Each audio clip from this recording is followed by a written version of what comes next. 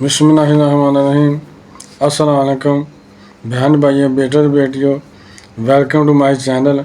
آج کی ویڈیو بہت اہم ہے، اس موضوع پر ہے کہ قرض حسنہ کسے کہتے ہیں اور اس کی کیا فضیلت ہے۔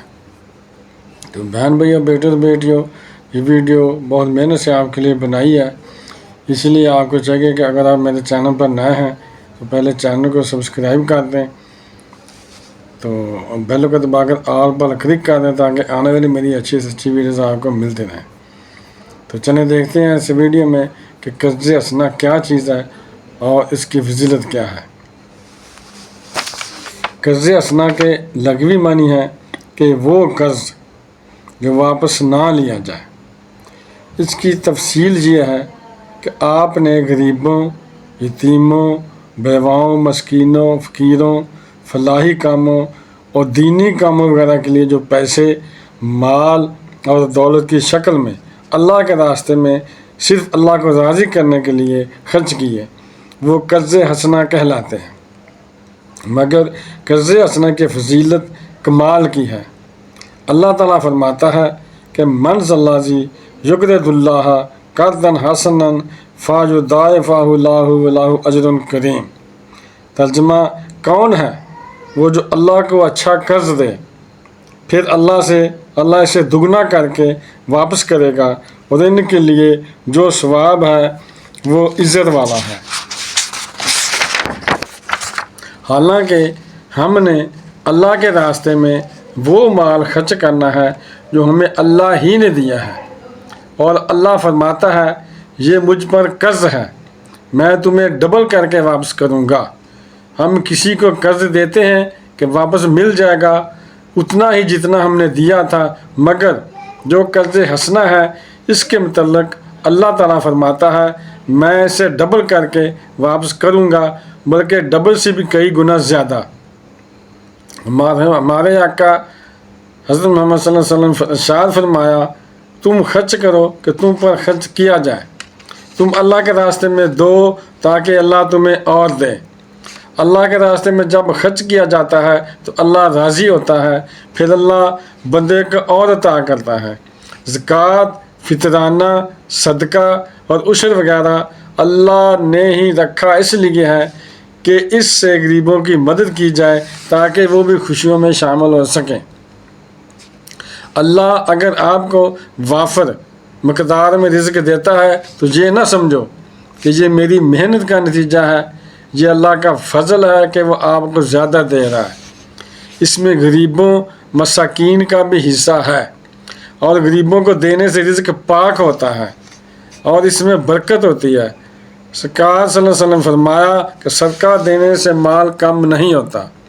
آقا صلی اللہ علیہ وسلم فرمایا کہ تیرے 3 مال ہیں، نمبر 1 جو تو نے کھا لیا، پی لیا، پہن لیا، نمبر 2 جو راہ خدا میں خرچ کر لیا، نمبر 3 جو باقی چھوڑا، لیکن وہ تو برائے نام تیرا ہے، کیونکہ تم تو دنیا سے چلے گئے، اب پیچھے والوں کی مرضی ہے کہ وہ اسے کس طرح سے خرچ کریں، اسے نیک کام میں خرچ کریں یا برائی کے کاموں میں خرچ کریں۔ اصل فائدہ تو آپ کو اس مال کا ہے جو تو نے اللہ کی راہ میں خرچ کیا، کیونکہ اس مال کے ثواب کا پودا آپ کے نام پر لگ گیا اور قیامت تک اسے پانی ملتا رہے گا اور بڑا ہو کر پہاڑوں کے برابر ہو جائے گا، جو آپ کو دوزخ سے بچانے کے لیے مددگار ثابت ہوگا۔ اس لیے آپ کو چاہیے کہ سادہ زندگی گزاریے تاکہ اس میں سے بھی پیسے بچا کر راہ خدا میں خرچ کیے جائیں، تاکہ قیامت والے دن وہ آ کے کام آ سکیں۔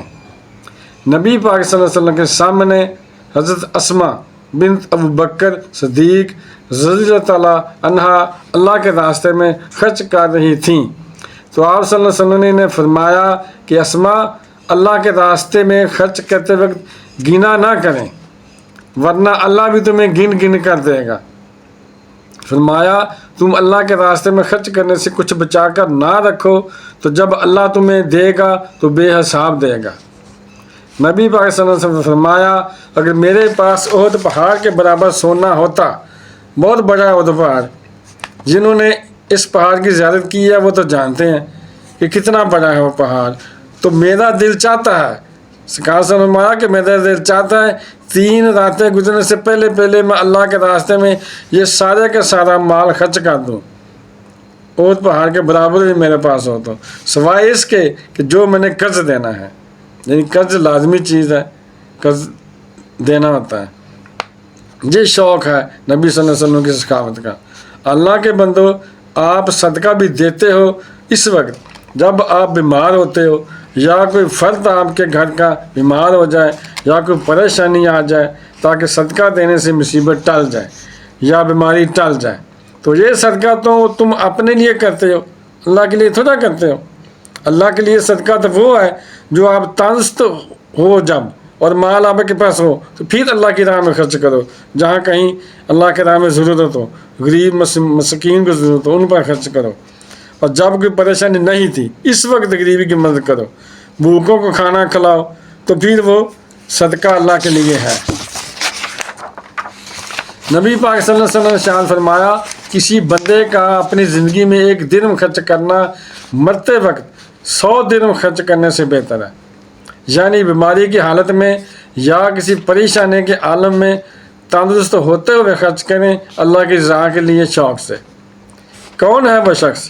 اس کا مطلب ہے یعنی اللہ تعالیٰ نے قرآن پاک فرمایا کہ کون ہے شخص جو مجھے قرض دے، کون ہے؟ اس طرح بلانے کا مقصد یہ ہے کہ اس سے بہادری اور دلیری واضح ہوتی ہے۔ یہ کون دلیر ہے، کون اتنا بہادر ہے جو میرے راستے میں خرچ کرے۔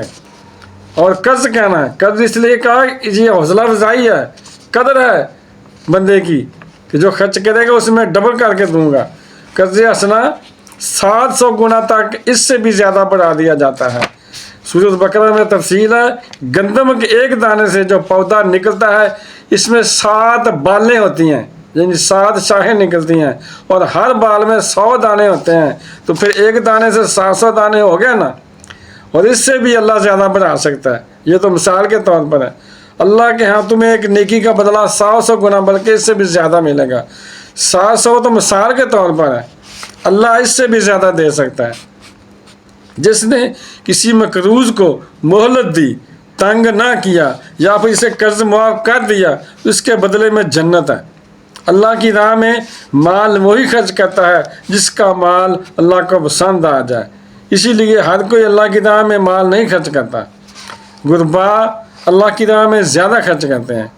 جب قرض حسنہ کی آیت نازل ہوئی تو ایک صحابی حضرت ابو درداء رضی اللہ عنہ حضور صلی اللہ علیہ وسلم کے پاس حاضر ہوئے اور عرض کی کہ واقعی اللہ نے ہم سے قرض مانگا ہے؟ تو آپ صلی اللہ علیہ وسلم نے فرمایا کہ ہاں ابو درداء، اللہ نے ہم سے قرض مانگا ہے۔